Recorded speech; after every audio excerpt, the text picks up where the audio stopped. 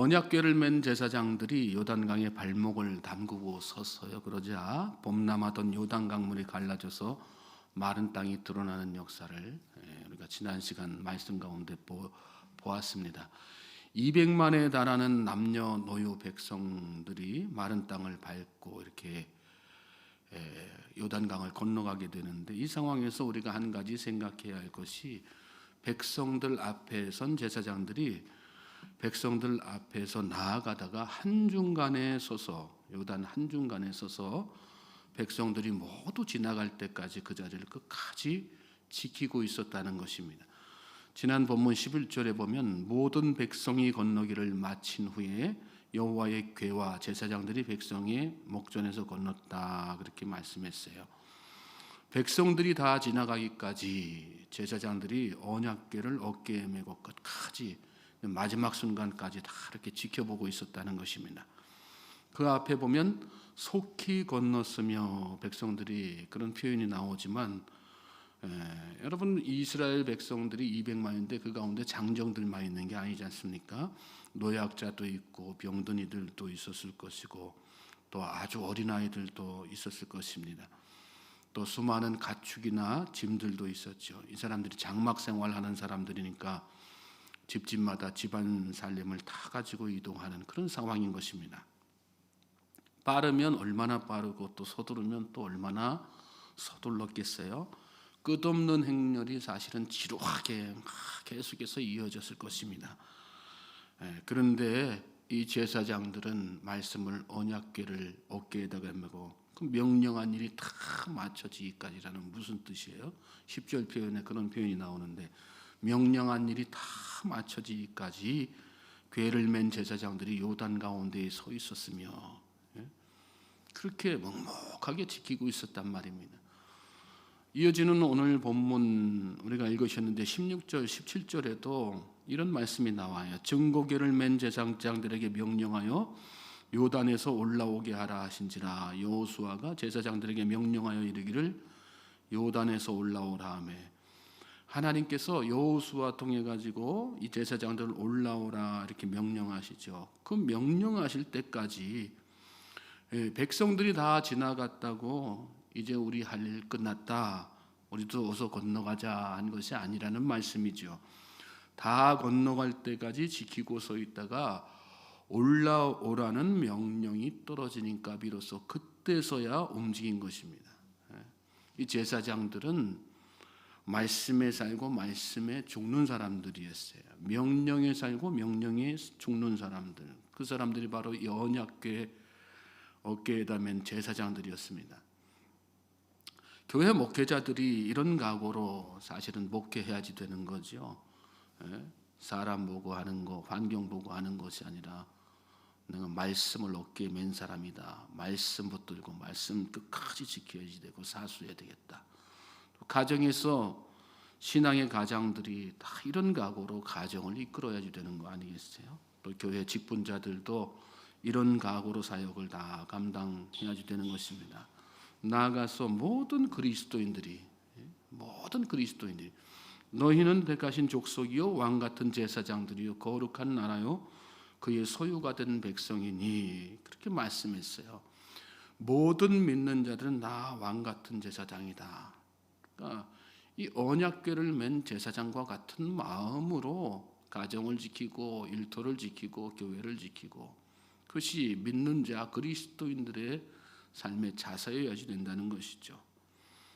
언약궤를 맨 제사장의 정신, 그게 뭡니까? 하나님께서 말씀하신 것들은 이렇게 끝까지 말씀하신 것들이 다 맞춰질 때까지, 이제 그만 올라와라 하는 그런 명령이 떨어질 때까지 지키고 붙들고 있는 것, 그게 바로 언약궤를 맨 제사장 정신이죠. 그럴 때 내 앞을 가로막는 요단강이 갈라지는 역사가 일어나는 것이고, 마른 땅을 밟고 횡단하는 역사가 일어나는 것입니다. 그리고 그 생명의 말씀으로 인해서 내가 살고 가정이 살고 다른 사람이 살아나는 그런 역사가 일어나는 것이죠. 오늘 저와 여러분에게 그런 믿음의 모습들이 있게 되기를 주님의 이름으로 소망하고 축복합니다. 믿음의 선한 싸움은 여러분 다른 데서 결판 나는 게 아닙니다. 말씀에서 결판 나는 것입니다. 말씀 없이는 우리가 한순간도 승리할 수 없습니다. 그걸 아는 사람은 삶의 최우선순위를 늘 말씀에다가 두고 살죠. 백성들이 모두 건너고 마지막으로 제사장들이 명령에 따라서 올라오자 갈라졌던 요단강이 다시 이렇게 합쳐지는 장면을 이어지는 말씀에서 설명하고 있습니다. 18절 보십시오. 여호와의 언약궤를 맨 제사장들이 요단 가운데서 나오며 그 발바닥으로 육지를 밟는 동시에 요단물이 본 곳으로 도로 흘러서 전과 같이 언덕에 넘쳤더라. 말씀 보면 그 발바닥으로 육지를 밟는 동시에, 그때까지 요단강은 갈라진 그 상태로, 명령에 따라서 올라오는데 제사장들이 오는데 그대로 걸어서 이렇게 올라오는 그 동안에 그대로 계속해서 있었죠. 강바닥은 또 마른 땅 그 상태로 다 있었던 것입니다. 그리고 제사장들의 발이 명령에 따라서 건너와 가지고 육지에 탁 닿으니까 그와 동시에 요단물이 원상태가 된 것입니다. 하나님의 말씀은 완전한 말씀이에요. 믿습니까?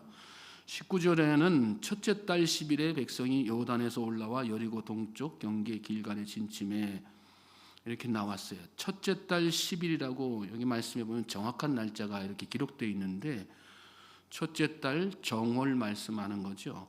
유대력으로 새해는 출애굽을 기점으로 시작하고 유대인들에게 가장 중요한 절기는 유월절입니다. 유월절이 정월 14일이니까 첫째 달 10일에 길갈에 진을 쳤다는 것은 하나님께서 이 유월절 절기를 준비하는 것까지 다 감안해서 이스라엘 백성들이 진을 칠 수 있도록 인도하셨다는 그런 뜻이 되는 것입니다. 그렇습니다, 여러분. 하나님께서 하시는 일은 이처럼 완전하고 한치의 오차가 없어요. 하나님은 완전하신 분이세요. 하나님께서 행하시는 모든 일들이 다 그렇습니다. 오차는, 근데 내 삶에 오차가 생겨요? 오차는 하나님으로 인해서 생기는 거 아니에요. 말씀에 오차가 있는 것이 아닙니다. 말씀은 1.1획도 틀린 법이 없다 말씀하지 않습니까? 뭐 때문에 내 삶에 자꾸 말씀하고 괴리감이 생기고 오차가 생기는 걸까요? 내 믿음에 문제가 있기 때문에, 내 불신 때문에, 내 불신으로 인해서, 나의 불신앙으로 인해서, 바로 나 자신으로 인해서 자꾸 괴리감이 생기고 오차가 생기는 거죠. 저는 저와 여러분의 삶이 말씀과 오차가 나지 않는 빈틈없는 능력이 삶 가운데 일어나는 그런 역사가 일어나게 되기를 주님의 이름으로 소망하고 축복합니다. 20절 보십시오.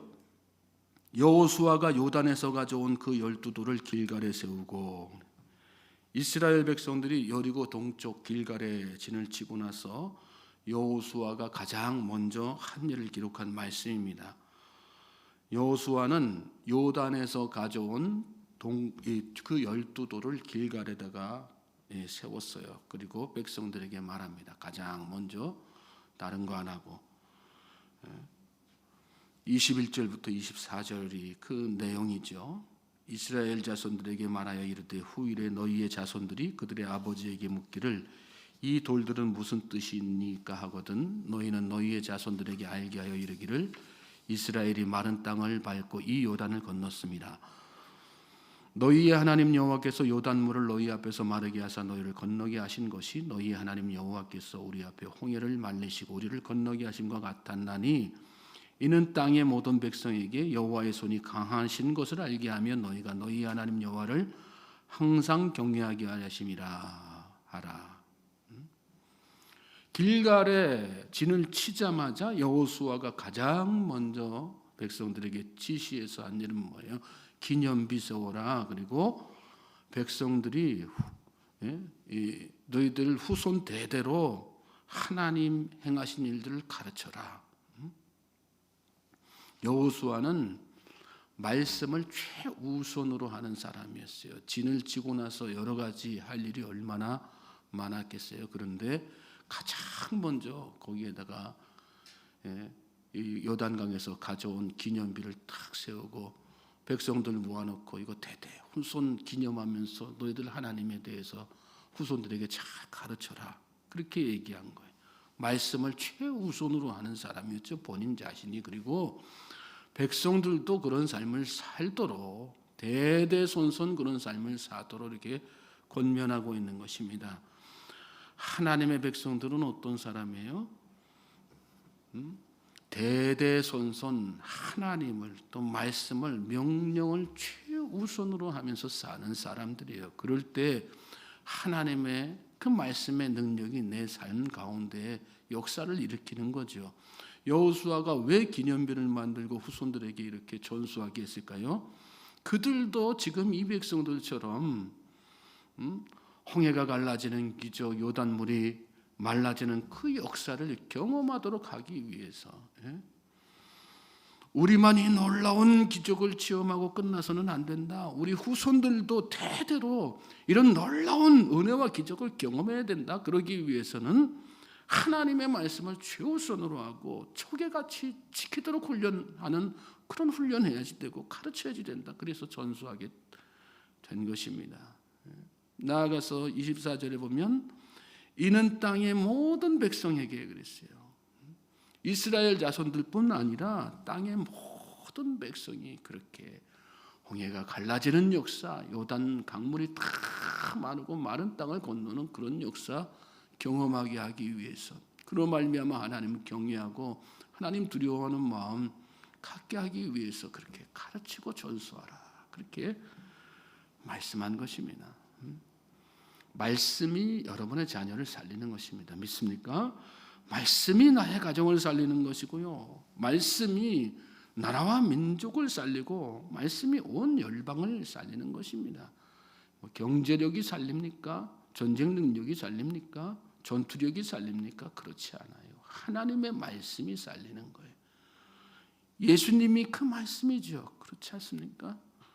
말씀이 육신이 되어 우리 가운데 거하심에 우리가 그의 영광을 보니 아버지의 독생자의 영광이요 은혜와 진리가 충만하더라. 우리가 왜 예수님을 늘 마음속에 새기고 예수님의 말씀을 되새기면서 살아야 되는 거예요. 그 말씀의 능력이 바로 예수님이기 때문에 그렇습니다. 믿습니까? 오늘도 그러므로 말씀으로 또 복음으로 예수님으로 최우선하는 그런 복된 날 되기를 위해서 열심히 기도하는 이 새벽 되시길 바랍니다. 그때 성령님께서 여러분을 도와주실 것입니다. 그리고 하나님께서 여기 이 여호수아와 함께한 이스라엘 백성들에게 행하셨던 놀라운 역사를 여러분 삶 가운데 온전하게 한치의 오차도 없이 완전하게 베풀어 주실 것입니다. 이 하루 그런 은혜를 경험하는 우리 모든 성도님들 되시기를 다시 한번 주님의 이름으로 소망하고 축복합니다.